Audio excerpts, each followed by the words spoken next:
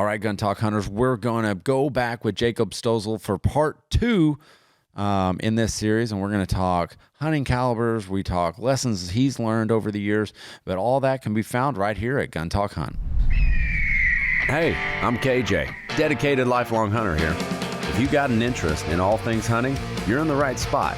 Whether chasing quail across the plains of Oklahoma or in pursuit of elk in the backcountry of British Columbia, you'll always find me on the hunt.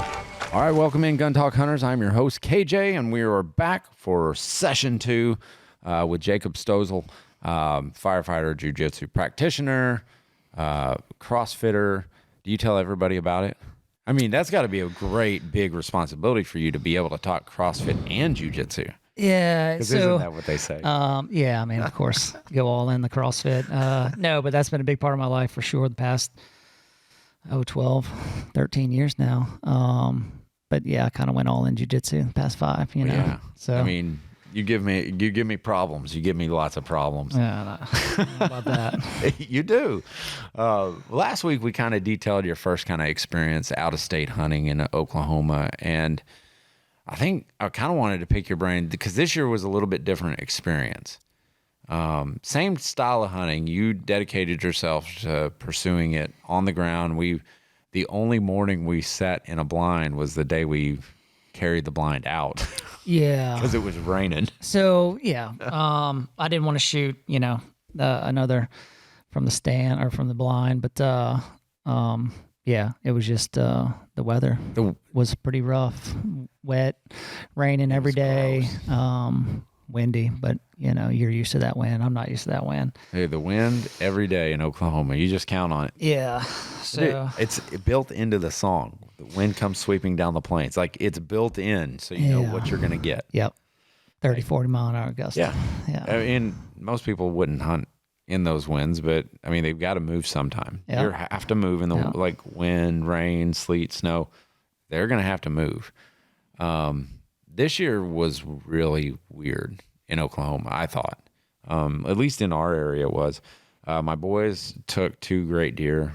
I took one on Thanksgiving Day, which was that was only the second time I've ever killed a deer on Thanksgiving Day. Okay. And then you came down the next day. Yeah. And hunted the rest of the weekend. Right. But it was weird. I did not see a shooter buck really all that week. Nothing like what we saw the year before. Yeah, a little different.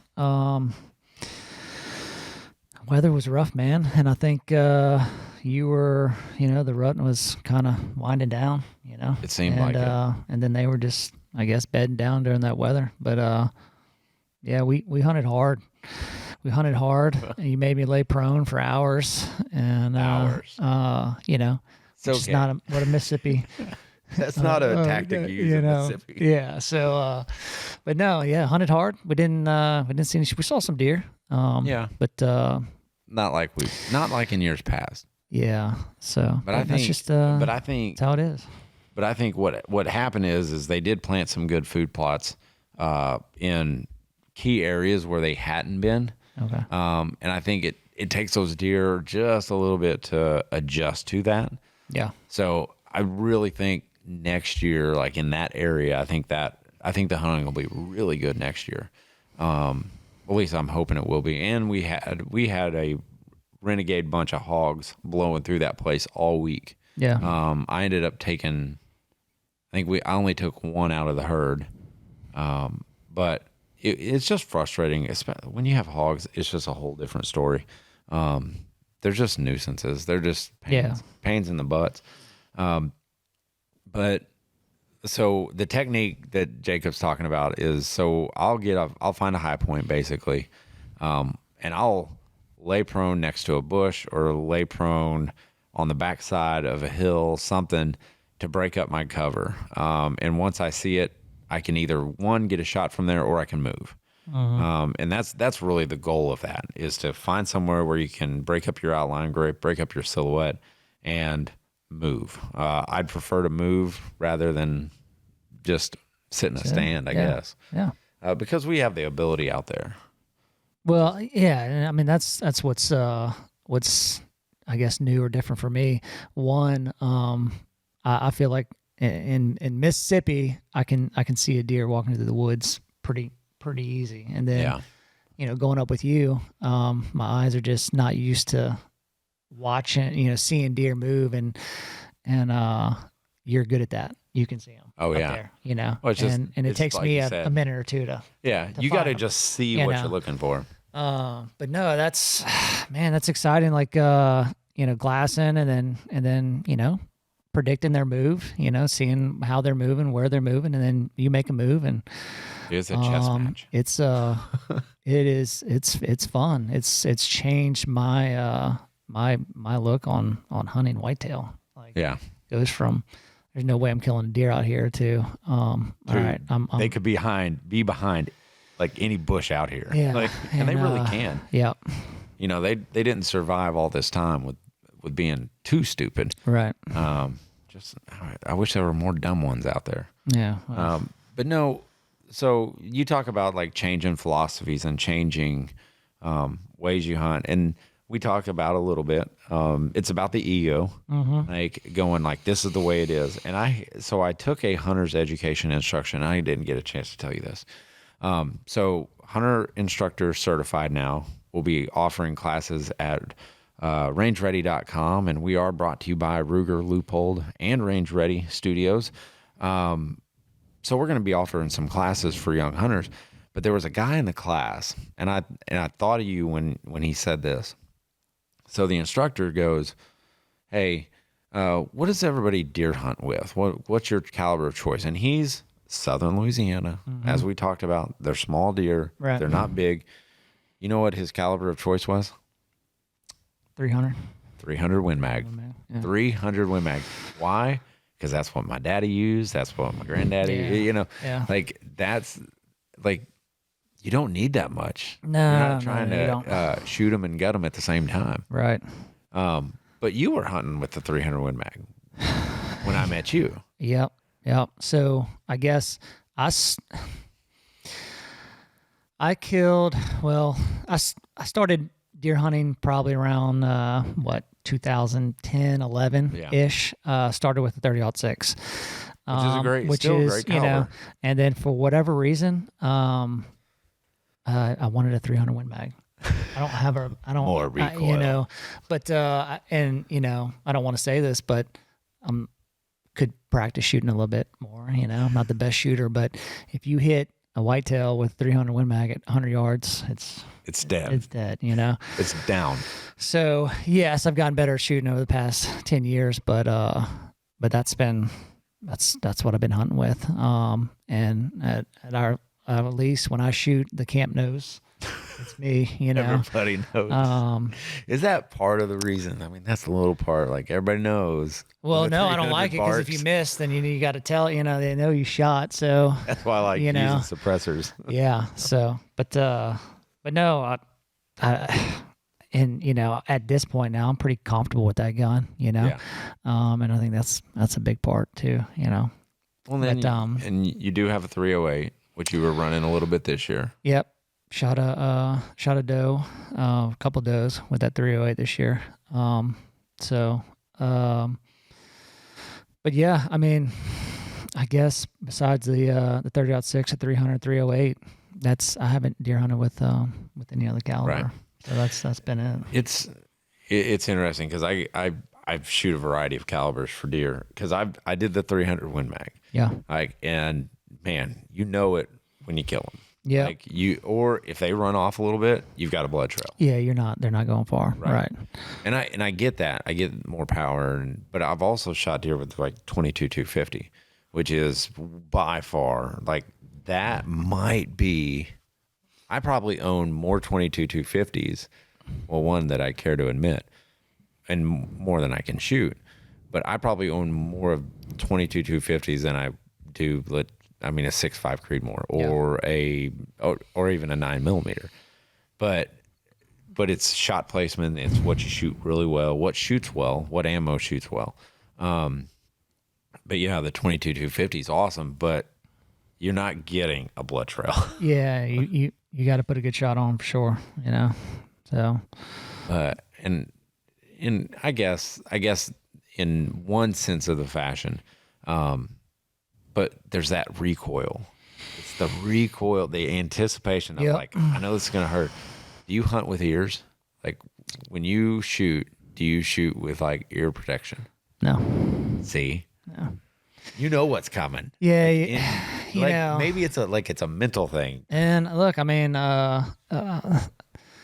beat on a fire truck every third day for 15 years, and then Okay. you know, going with the sirens and then the gun. I probably need to. Potato. It doesn't matter. Yeah, At that I mean, point. I do a hearing test every year, but Oh, really? You know, through the fire department. They make you do a hearing test.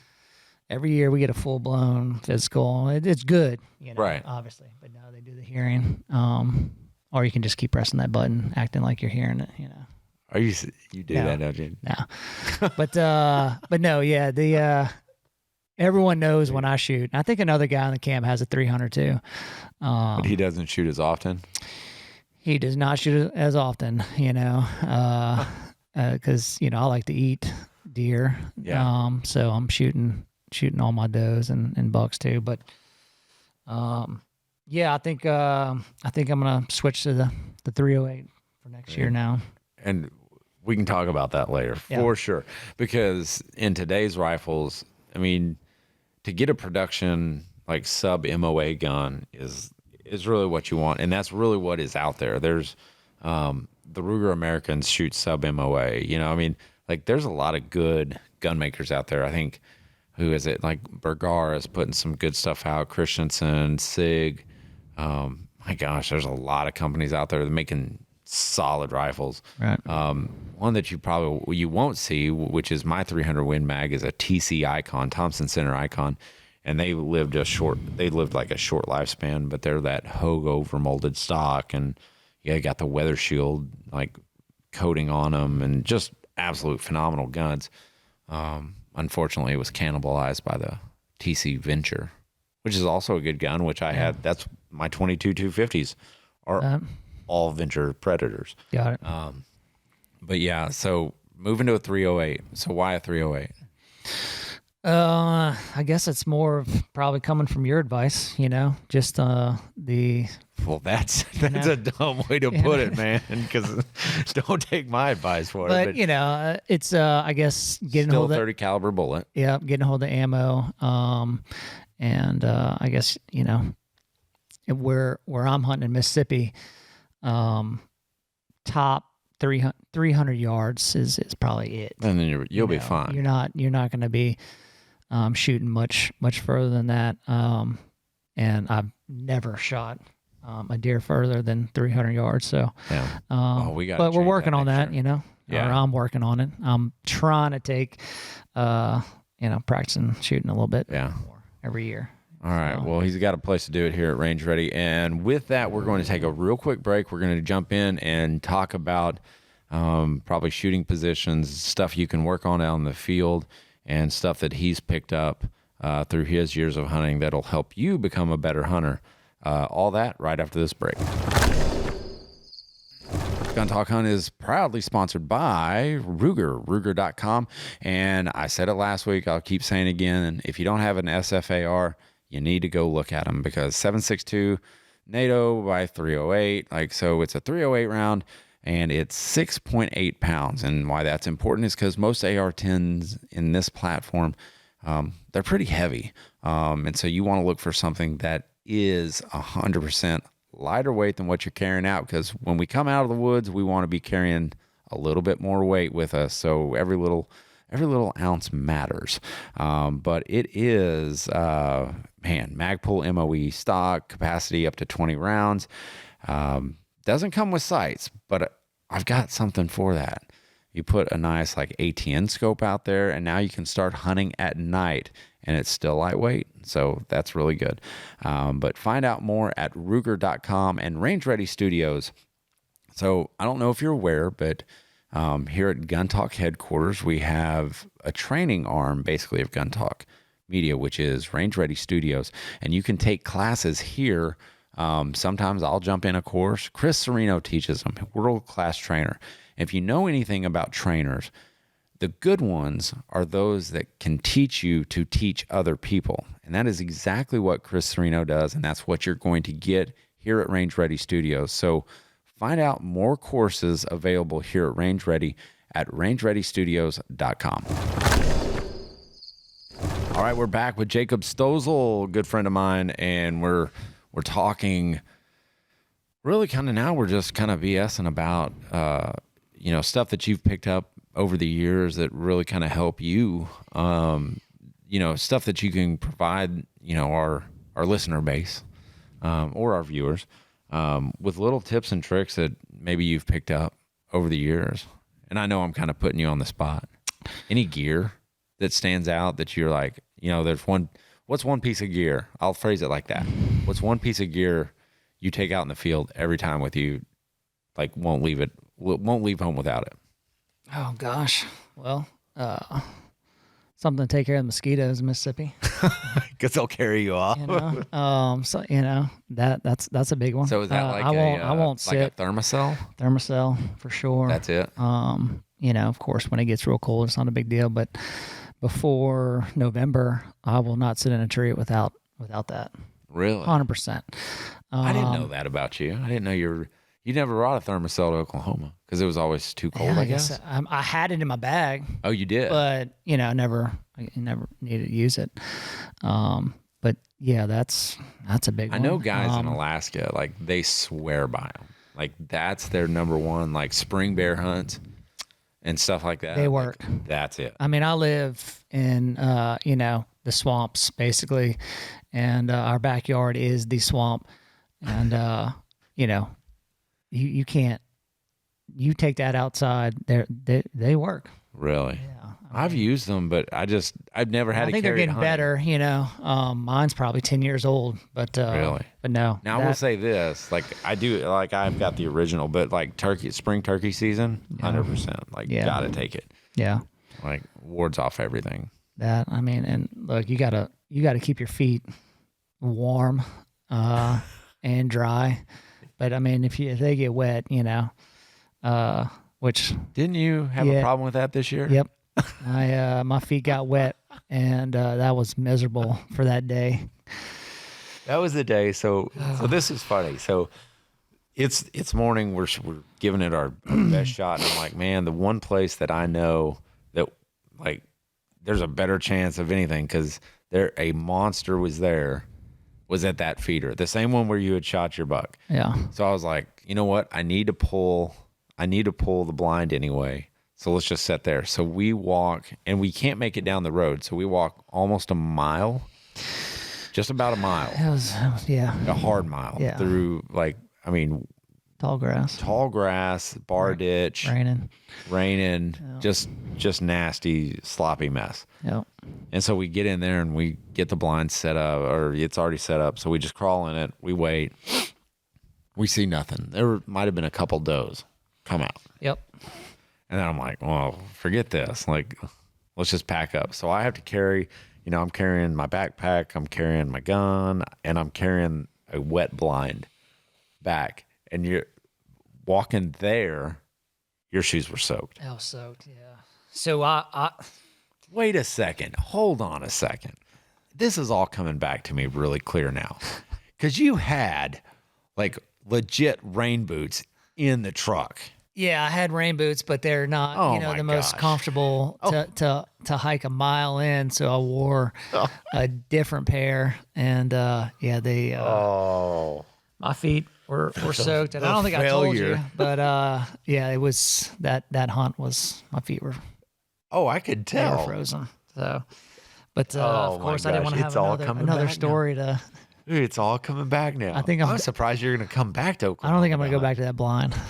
Well, that blind is now permanently just reserved for the Jarnagin boys. Yeah, like they can have that. Right. And actually, specifically, it'll be Knox. So my youngest will get that blind. He'll get that field. Perfect. Because my oldest, he kind of got a taste of what you got a taste of. Right. He got a taste of what it's like to be out in the field, uncovered by a blind. Yeah. Like you're basically using your wits to outsmart the deer. And he was sitting in the blind I think it was the day before you got there, 2 days before you got there. So, and he did not take a shot at a buck that I was like, that's a dead deer. That is a dead deer to like anyone. But he was a little bit nervous about making the shot. He could have made the shot because the shot he made on his deer the next night was one of the best shots I've seen a kid make on a deer or anybody. Like slightly quarter in two, put it right in the bread basket. Deer was dead in 10 feet. Like, I mean, nice. It was picture perfect. But what else are your takeaways besides good footwear and a thermocell? Like, let's say practicing, like let's say going out and shooting more. That's a given we need to do. Right. Is there anything you do different when you set up and you shoot on a range? I guess you need to practice, and that just goes for bow season too. Just, getting in a tree if you could. Oh yeah. Or getting in a stand or a box or whatever. And typically the deer that I've shot from a tree, you are ended up not how you think it's going to be. Yeah. You think it's going to be perfectly set up, 20 yards. It's never like that. So I guess, that's what I realized years ago, bow hunting, I can shoot from the ground, but you're always in a tree. When it's an angle, when it's a high angle or something. Changes some things. So, but yeah, I mean, practicing shooting, staying calm, you're breathing, all that, your trigger pull. I'm still working on all that. We all are. I mean, I get just as jacked as anybody, and I'm taking classes as much as I can, pulling the trigger as much as I can. I need to do that more with you, and you've helped me a lot on shooting and all that, and so. Well, I think it's. But I've gotten a little better. Yeah. Oh, you've gotten a lot better. I mean, staying calm is. That's the hardest thing for me to do, dude, because I get so jacked up. Like you've got to probably see my heart rate, because when a deer walks in, I'm jacked. Yeah, if you're not, then you need to move on to something. Else, I get so excited, man. Yeah. And it's hard to replicate on the range. I bet you could come up with a program that would help guys do that, because given your CrossFit background, I bet you would be able to produce a short, like, get the heart rate up a little bit. Get the heart rate up. Yeah.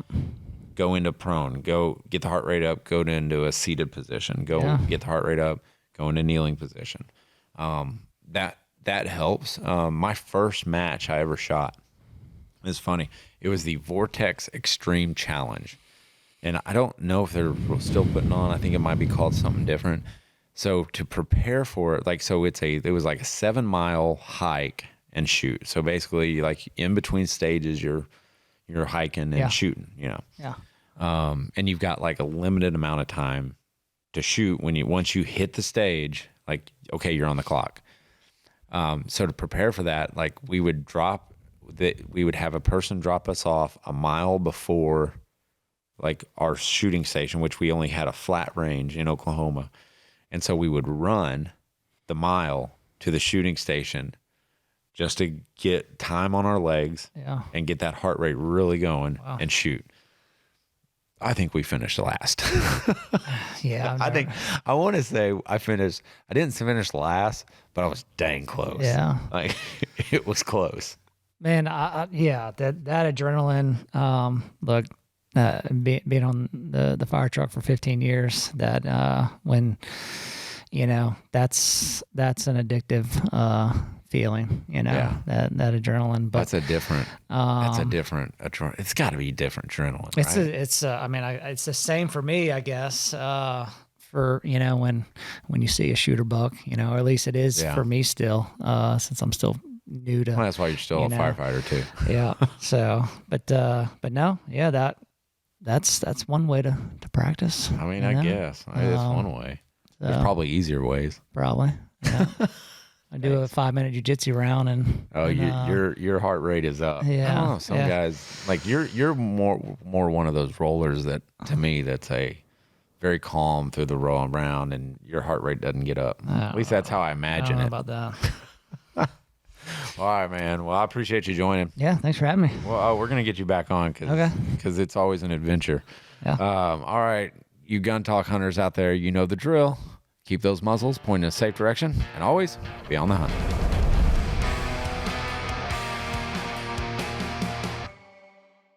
To see all of Gun Talk's content, go to guntalk.com, guntalktv.com, or sign up for the Gun Talk newsletter.